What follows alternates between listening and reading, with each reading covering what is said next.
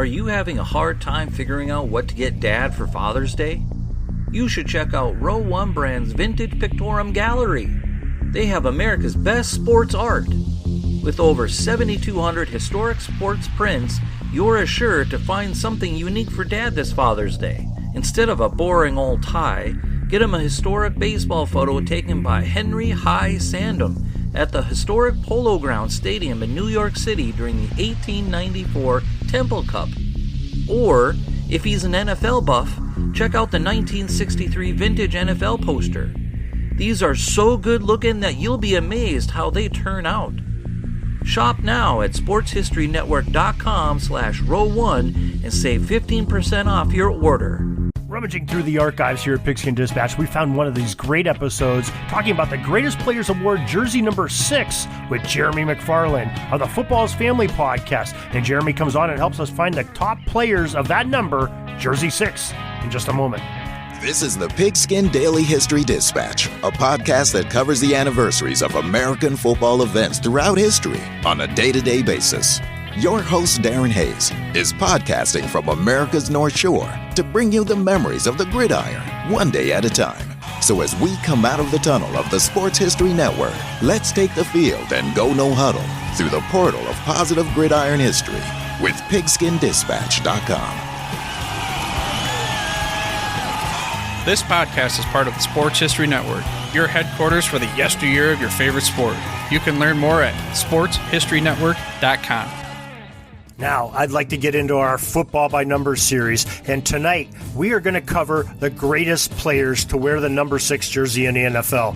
I mean, it's a great number, and we have a lot of choices to choose from, and we're going to have some great talks here. And to share in that discussion, as I said earlier, we have Jeremy McFarland as our guest, and this is a special honor for us because Jeremy McFarland has the Football's Family podcast that's found on sportshistorynetwork.com, and Jeremy comes on every Thursday, talks about football and the football teams, and, well, you know what?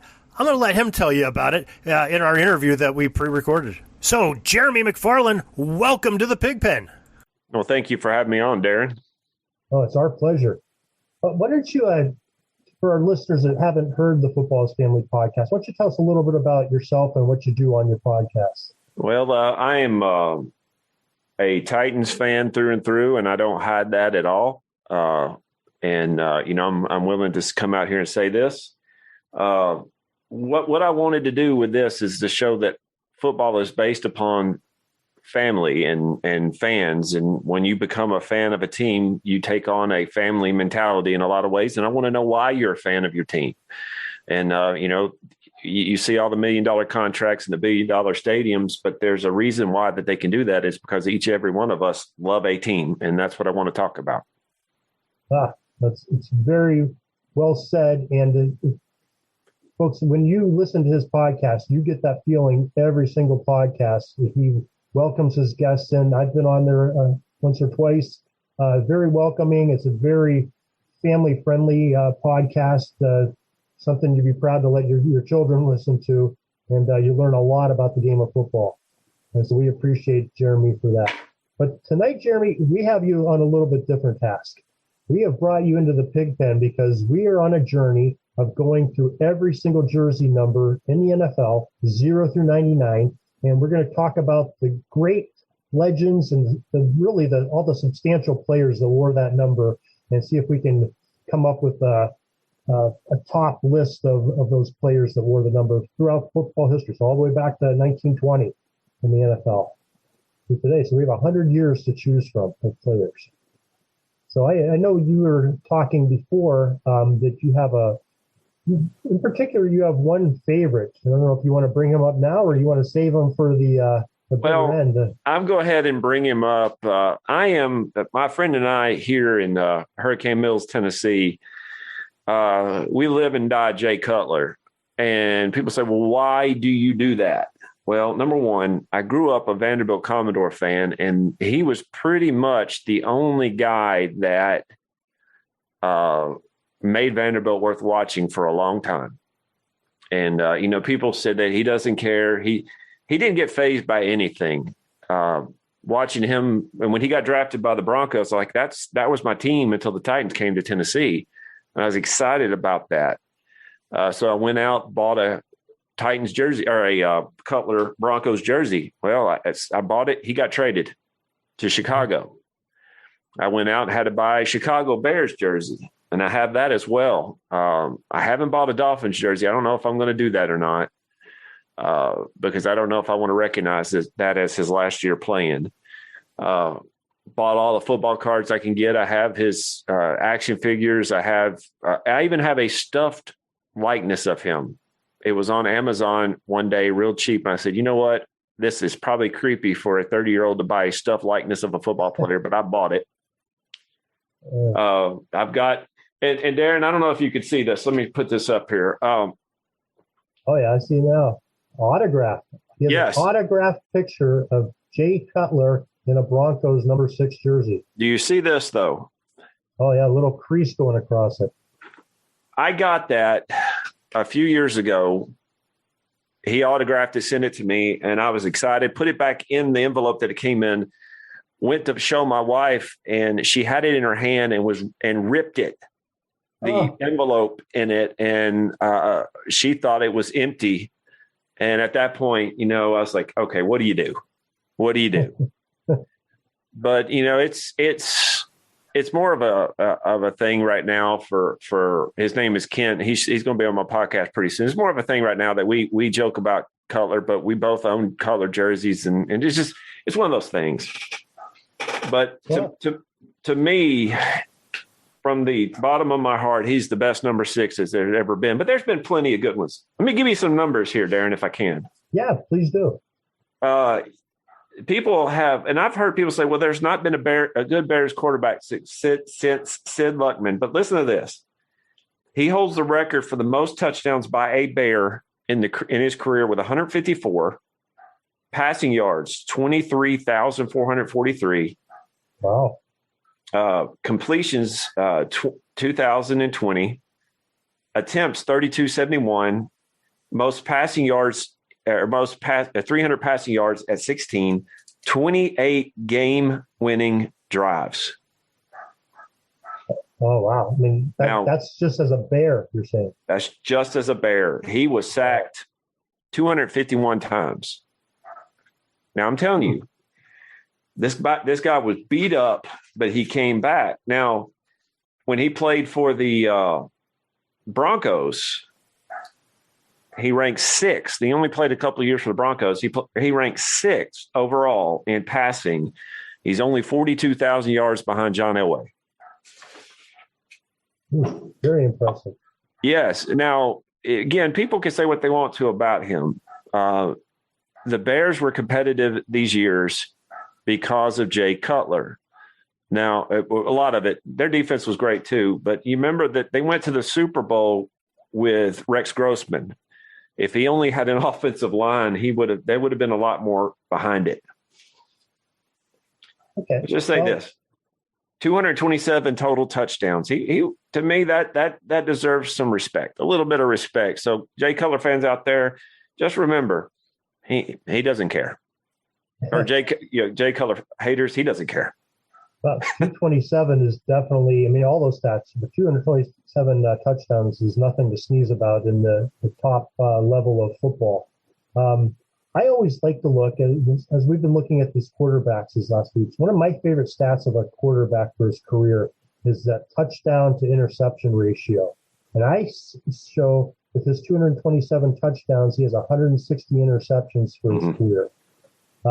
And majority of those were with Chicago. He had 109 of those 160 were with Chicago. But majority of his touchdowns were with Chicago too, 154, as you said.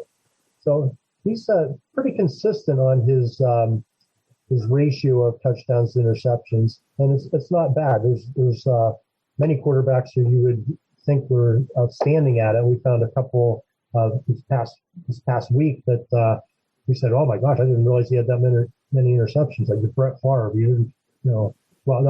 Brett Favre, I would thought would have had more interceptions. He actually had a lot less than what I thought that he did. So it's kind of surprised. But there are some other quarterbacks we looked at and said, "Oh my gosh, I can't believe he threw that many picks. I don't remember that."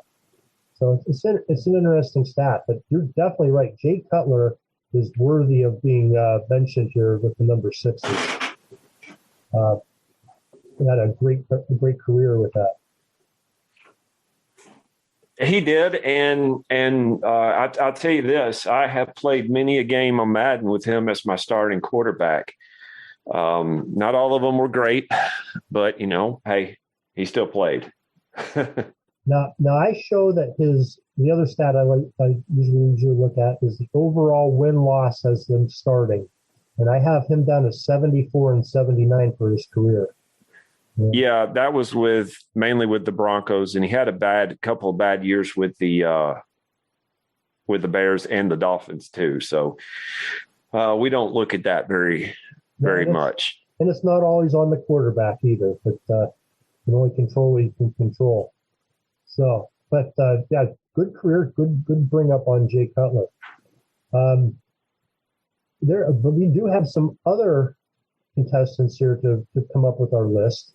There are 2 Hall of Famers, according to the Pro Football Hall of Fame, that wore the number 6 significantly, and I have them down as Benny Friedman and Ray Flaherty.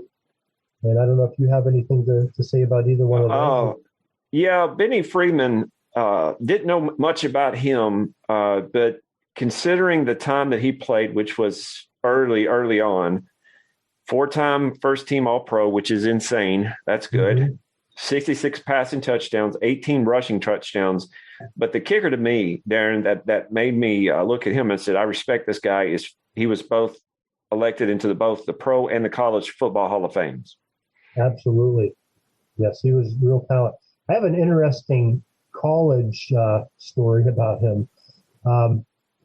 Sort of the pinnacle of his collegiate career was probably 1926. He played for Michigan, and they were battling for the Big Ten championship. And the Wolverines, they were trailing Ohio State by 10-0 early in this big game they had. And the head coach of Michigan was Fielding Yost, famous coach. He decided to unleash the air attack after being down 10-0 with his 2 Hall of Famers, eventual Hall of Famers, Friedman and Benny Oosterbaan. Mm-hmm. And Oosterbaan made circus catches off of Friedman's, lollipops he was throwing up, and it just annihilated Ohio State's defense. And Michigan came back and won 17-16 and won what we now call the Big Ten Conference. So kind of an exciting time in Mr. Friedman's. They call that Benny to Benny connection. Right, yeah, the Bennies. Benny Friedman in the pros, he had some great teams he played on. Cleveland Bulldogs, the Detroit Wolverines, the New York Giants, the Brooklyn Dodgers. And like you said, he made it into the Pro Football Hall of Fame. And 1927 was one of his highlights as a pro. He was a rookie then, and he led the league with 11 touchdown tosses as a rookie. Broke that 2 years later, 1929, when he threw 20 scoring passes. That doesn't sound like a lot by today's standards, but think about it. The forward pass just arrived in college football in 1906. So this is only a couple decades after that, and a lot of people weren't accepting the forward pass to what we know it as today. Yeah, if you passed for a touchdown pass, that was something. 20 was incredible. Yes, so he was definitely a substantial player in the early NFL. And how about Ray Flaherty? Do you have? He's a Hall of Famer, like you said, a 3-time NFL champ, which is incredibly is just interesting too. And if you ever do any research on the Redskins back in that time, I encourage anybody to read about them, especially about their owner. Not a good guy, but a weird man. Period. But anyway, he is considered one of the 80 greatest Redskins of all time. So that's saying something there. It is, considering that they have been around since pretty much soon after the NFL formed. 3-time first-team All-Pro, and that's what I have about him. Okay. Yeah, he's also known as, I think he got into the Hall of Fame actually as a coach. I mean, he was a great player too. Failed to mention this. Jay Cutler wore number 6 on all the different teams he was on. He was number 6 his whole career in the NFL. I believe that was the same with Benny Friedman. I believe he was number 6 for the majority of his career, if not all of it. Ray Flaherty, I only had wearing the number 6 in one season in 1931 when he played for the Giants. But the Pro Football Hall of Fame recognizes that as, him being a Hall of Famer wearing that number, and that's where we're going with that. When he left school, he went to Washington State and transferred to Gonzaga. And after school, 1926, he joined the original AFL's Los Angeles Wildcats teams. And he was playing, then he left and played end with Red Grange's New York Yankees. I think they were the barnstorming team there with Grange. And then after the Yankees folded, he joined the Giants. That he ended up going to the Boston Redskins, they were in 1936, as a coach. And in his 7 seasons at the helm, the Redskins won 2 NFL championships and 4 division titles. And that's not too shabby for a coaching career, too. So definitely deserves to be in the Hall of Fame, definitely in our conversation of great number 6s. Oh, absolutely. Absolutely. Now, do you have some others that you'd like to talk about? Yeah, I've got a few. Of course, my bias is going to come out. Brett Kern plays for the Titans. Was a Bronco, and they let him go, and that they probably regret that now. I want to give you some numbers for him. He is probably, maybe not this year because he was hurt, but Brett Kern is a punter, correct? Yes, he is a punter. Okay. Probably the best punter in the NFL. It's disputable, but you know what? I'm talking right now, so that's what I say. Okay. 3-time Pro Bowler. The longest punt, 79 yards. Wow. Now, I have tried to punt in the past. I got 10 yards on the ground. It's not good. Yeah. He can kick, and this is the thing that people say, he's going to kick it inside the 20. And inside the 20, he has kicked 1/3 of his punts. They have landed inside the 20. Wow, that's a great stat. That when I looked at that, I thought, yeah, that makes a lot of sense. And I have signed him on my fantasy team on Madden a few times, and just to see if he could do it. He can. It's not me. It's him. 43,000 yards kicking. Probably the best punter in the NFL. He's a weapon, and when you have a weapon that can pin a defense back or an offense back, you take advantage of him. Oh, definitely. Anytime you can flip the field, that's a major contribution to the team. Absolutely. Whitey Young, Waddy Young. Mm-hmm. He played in, which I guess would be considered a receiver. Yes. College Football Hall of Fame. Now, this man deserves to be on our list for several reasons, but number one, he is a bona fide hero. Fought in World War II, and if you go on, I think Pro Football Reference, they have a list. No, it might have been Wikipedia, one of the two. They have a list of the awards he won. This man is a hero. Died in 1945, I believe, in a B-59 or B-29 raid, a crash landing. Again, he is a hero, and we thank him for his service. Absolutely. He deserves that. He died. I mean, not only did he die in the Pacific Theater, he died over the skies of Tokyo in 1945. Not too friendly of airspace for an American airplane. No. And what I understand about that is he was trying to save somebody, and it obviously didn't work out. But I have down he was assisting a fellow U.S. pilot whose plane was in distress, and then the two planes ended up colliding, and they killed all on board of both planes. So yeah, definitely a hero, that's for sure. Absolutely. Baker Mayfield, number 6, and to me, he is he proved this year that he is a franchise quarterback. Last year was a little iffy, but he proved this year he is a franchise quarterback. No. So let me stop. Let's talk about that for a second, okay? Because Mayfield, this is his 3rd full season in the league? Yes.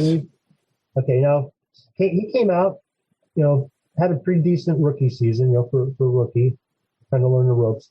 2nd season, like you said, not so good for Baker Mayfield. But what do you think was the big turnaround for his 2020 season? Because he really had a great season, and so did the Browns.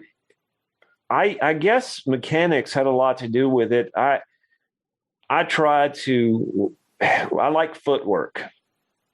And to me, he got his passes down, if that makes sense. He got his passes down. He still has great mobility. He still has a great arm. But he had his mechanics to the point where he could keep the pass within the receiver's range. And not only that, but their coach and the team that they put around him just elevated Baker Mayfield. I hate to say this, mainly because the Titans play in the AFC, but they're going to be a force for, I'd say, 4 or 5 more years. Oh, yeah. They definitely got he's a great nucleus piece, and they've got some other great pieces, with the running backs, with Chubb and Punt, and the offensive line they really built up this year. I think that maybe was a big contribution to Mayfield's success. He had a little bit more time in the pocket. And what do you think? Okay, now this is one, I live 100 miles from Cleveland, and I hear a lot of what the fans say, and we have a lot of the Cleveland news happens here. And some people have a theory that when Odell Beckham got injured this year, that's when Mayfield sort of took off on his great run of having a great season.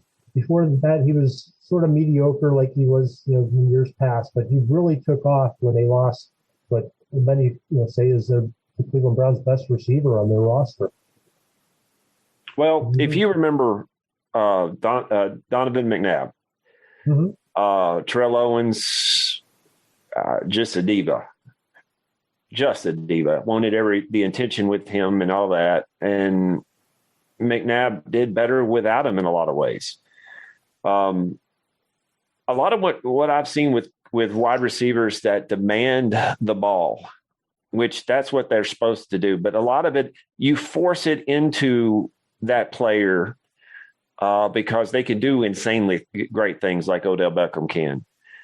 With that player gone, you're not forcing it to one player 60% of the time. You could spread it out, and you actually can see that you have Jarvis Landry and you have Nadoku and you have other players out of the backfield. You have a whole group of people that can do what, of course, Odell Beckham is probably the best receiver in the league right now, or if not the best in the top 3.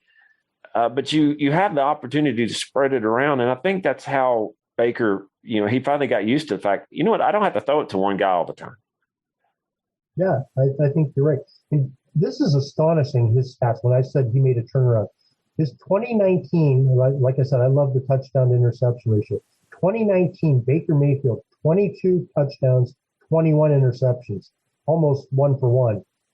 2020, he had 26 touchdowns and only 8 interceptions. Big turnaround there. I think you're right. I think he found his running backs in the passing game a little bit, and have a better offensive line and having more confidence in his other receivers and not having to feel you had to go to one receiver all the time. We miss Jack Conklin here. Oh, we miss him. Oh, not bad. But I got some more. More.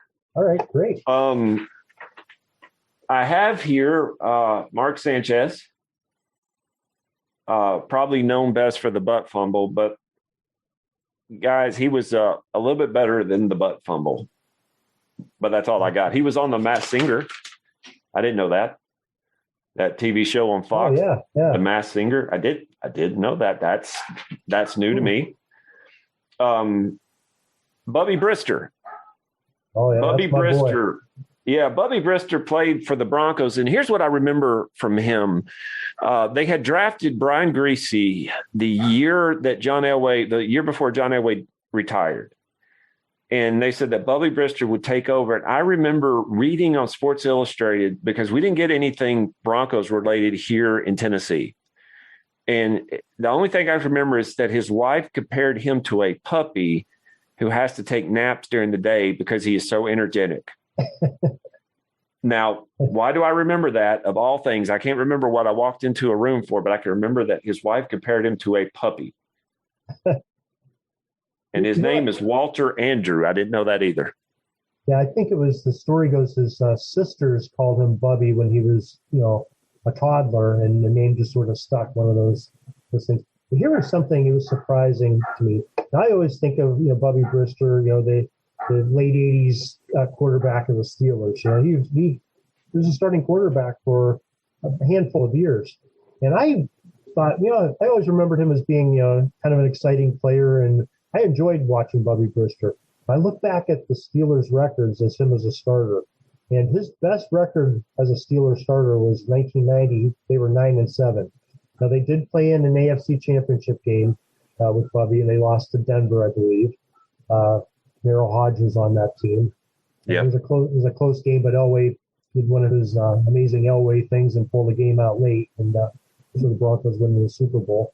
But I was kind of surprised that he was basically a 500 quarterback with the Steelers for about 7 seasons.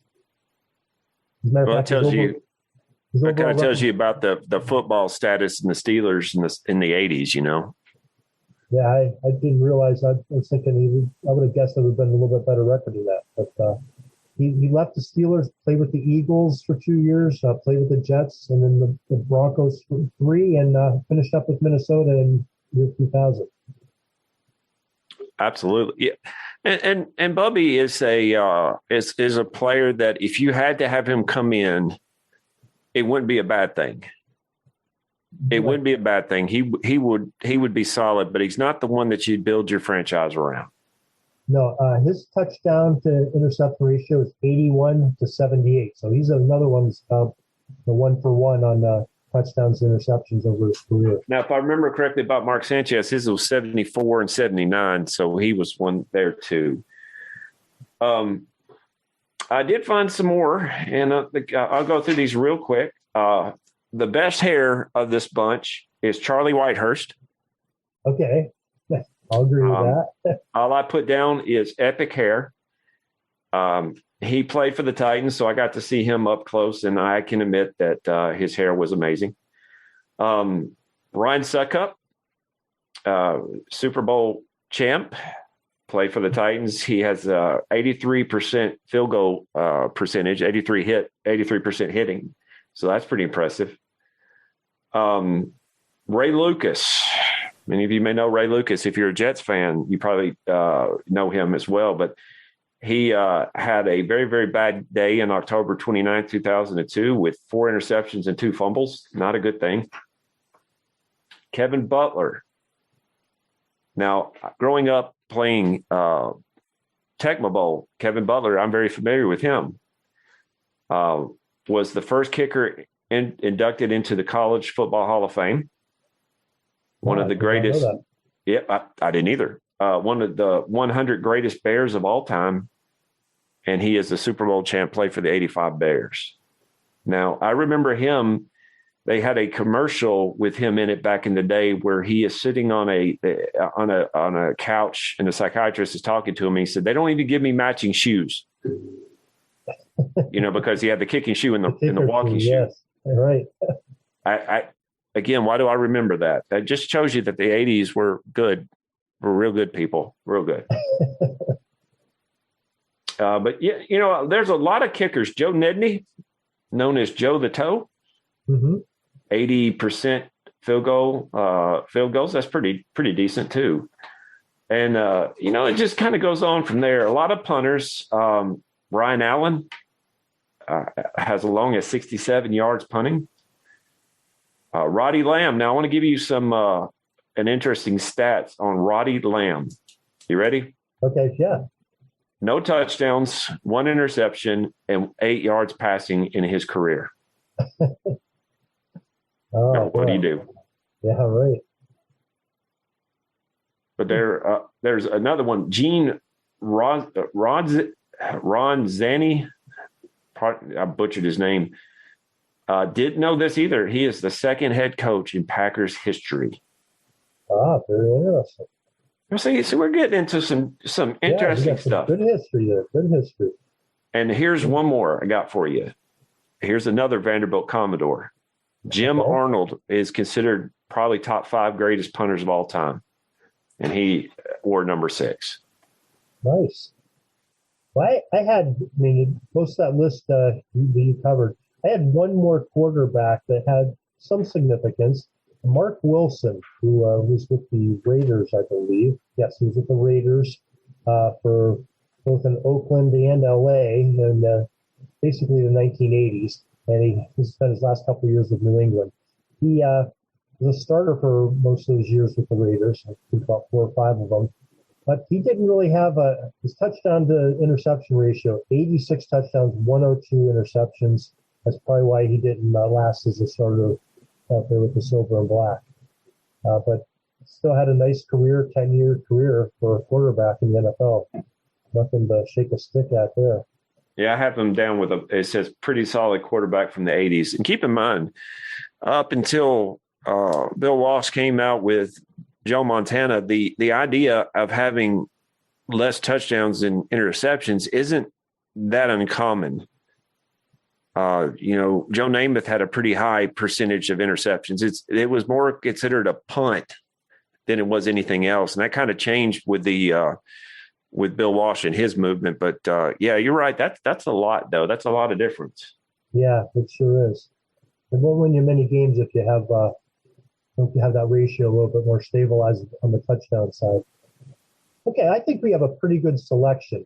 Now, I think it's probably fair if we try to choose 5 of those folks that we just talked about that were number 6. Okay. Between the two of us, if we can narrow that down to be a top 5 number 6s in NFL history. And well, we got to go with the Hall of Famers. I think the Hall of Famers are definitely 2 of those slots. All right. So we'll put Friedman and Ray Flaherty as our 2 of our top 5. 1 and 1A. There you go. Let's talk about Jay Cutler. Okay. I feel, I'm not a big Cutler fan. I think he is a great player, but I think that looking at these other players, I think Jay Cutler ought to be in that top 5. And I know you're probably going to argue against that. I'm just kidding. Looking at the number 6s, he is number 3. I agree with that. I agree. He's a solid number 3 in there. Absolutely. Now, here's where he kind of gets a little gray. Okay, because do you go quarterback or kicker or punter? And how do you rank punters? Well, let's talk before we even get in that conversation. We talked about Roddy Young. Yes. Roddy Young only had 1 season in the NFL. Right. And it was because of his passing for service to this country. But I don't know if we can put him as the great, as far as being a player on the field, but I think if we don't put him in there, he's definitely an honorable mention for being just a great human being who wore number 6 and played NFL football. Oh, I'd give him an honorable mention, definitely. Yeah, okay. I think we're in agreement with that. So not to overlook what he did, but only having such a brief career probably doesn't put him up against the qualifications of some of the other folks we have on this list to choose from. Now, I missed one. Rolf Ben Benner. Okay, I can't even pronounce his last name. I think it's Bennerski. Rolf Bennerski, yes. You're right. He's a Charger Hall of Fame, part of their 40th and 50th anniversary team. Now, that's pretty solid, too. Yeah, yes, it is. So, I mean, yes, so if we're going punters, if we're going kickers, you got to put one of those in there, I would say. Okay, well, I agree with that. I think probably, even though it's before we even get to the punters and kickers, I think, what do you think about Baker Mayfield? Should he be on that list with only 3 years? Or, I mean, he's shown that he's won a playoff game now, unfortunately for our Steelers. But he has won a playoff game. He does, he has commanded an offense for 3 seasons under 3 different coordinators in Cleveland, 3 different head coaches too, I believe. I personally feel that Baker Mayfield deserves to be in that top 5 over maybe possibly a kicker or a punter. That's just my feeling. I could see that. I think we'll be talking, 10, 15 years from now and saying, oh, yeah, he's definitely on that list. So he may be in the same class as a Cutler or something at that point. Well, they're both you know, gunslingers. So yeah. I could see that. I'll give you that. Okay. All right. So that leaves us with one spot, and it's down to our kickers and our punters. And I don't know what. If we're going to go longevity, no, I wouldn't go longevity. I'd say it was probably going to be Kevin Butler. It'd probably be Kevin Butler on my list. That's who I was going to suggest, probably of the names that we have there, because I think he's probably the most renowned of the kickers and punters that are on that list. So if we settle on that for our 5 then, so we're going to have Kevin Butler, Baker Mayfield, Jay Cutler, Ray Flaherty, Benny Friedman, and Waddy Young is our honorable mention for his heroism of what he did for our country. If he was alive, we would have him go out there and, he would flip the coin for us. Absolutely. Absolutely. All right. Well, gosh, that was a good discussion. Those are good number 6s and some great football history.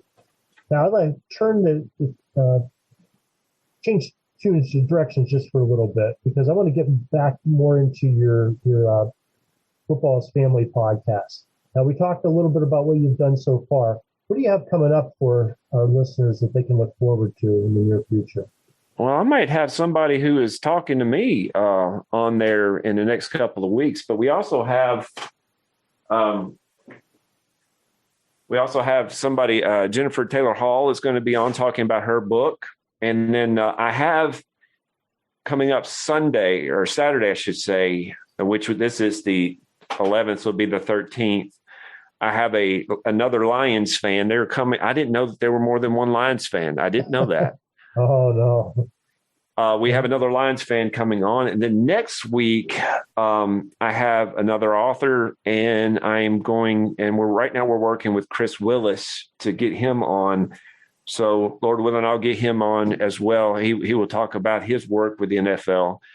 I'm enjoying this way too much. It's almost a crime. Well, you're probably not enjoying as much as your listeners are, because we sure love your show. And you want to let everybody know you want to call out your Twitter handle? Yes. You can get a hold of you and when your show. Yeah, and get a hold of me. Let me know how bad I am picking Jay Cutler. It's fine with me. I love the hate. It's at JEREMY_MCFARLIN on Twitter, and it's the Football is Family podcast Twitter page. Also, I'm on Facebook at Football is Family podcast, and I want soon to have a website of my own for this to link to the Sports History Network.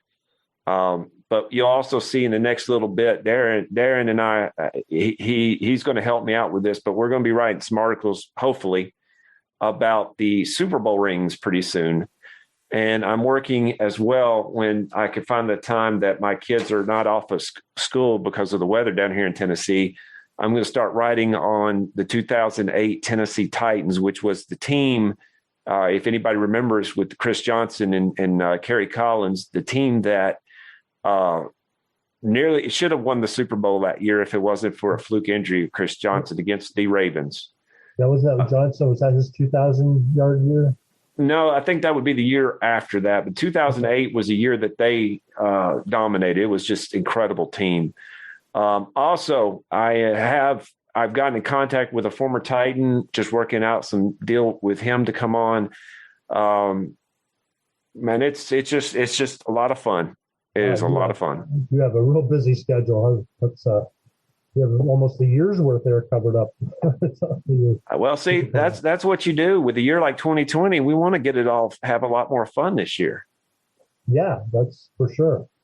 And hopefully we'll be able to get do more social things other than doing Zoom calls and phone calls, So absolutely have people in attendance at football games this season, hopefully. Absolutely. Well, Jeremy, I greatly appreciate you coming on here and helping us with this project with the number 6s, and I'm hoping we can get you on for some of these other numbers coming up here as the weeks go on, because we have a long journey ahead of us. 94 and more numbers, I think. So. Well, I'm here to help, my friend. Okay. Well, we appreciate you. Again, you can catch Jeremy's podcast every Thursday on the sportshistorynetwork.com. The Football is Family podcast, and it's a really good time. As a matter of fact, as soon as you get done listening to this podcast, go over and do some binge listening, because he's got some great programs and some great guests. We just released the one over the Giants. Okay. We have a lot of Giants fans out there. So once again, Jeremy, thank you very much for joining us and helping us with this project. Thank you, Darren. What a great guy and a great football historian Jeremy is. He has a very interesting podcast. You got to check it out because he is really a funny guy, and he just uses that humor all the way through all of his podcasts. You'll get a kick out of it. It's on every Thursday on the sportshistorynetwork.com, and you can find Jeremy and this podcast on there, as well as there's 15 other podcasts right now, and Arnie Chapman's always adding more on there. So if you love sports history, you got to go to sportshistorynetwork.com and check out all those great podcasts. And until tomorrow, everybody, have a great gridiron day. Peeking up at the clock, the time's running down. We're going to go into victory formation, take a knee, and let this baby run out. Thanks for joining us. We'll see you back tomorrow for the next podcast. We invite you to check out our website, pigskindispatch.com, not only to see the daily football history, but to experience positive football with our many articles on the good people of the game, as well as our own football comic strip, Cleat Marks Comics. Pigskindispatch.com is also on social media outlets, Facebook, Twitter, Instagram, and don't forget the Pigskin Dispatch YouTube channel to get all of your positive football news and history. A special thanks to the talents of Mike and Gene Monroe, as well as Jason Neff for letting us use their music during our podcast. This podcast is part of the Sports History Network, your headquarters for the yesteryear of your favorite sport.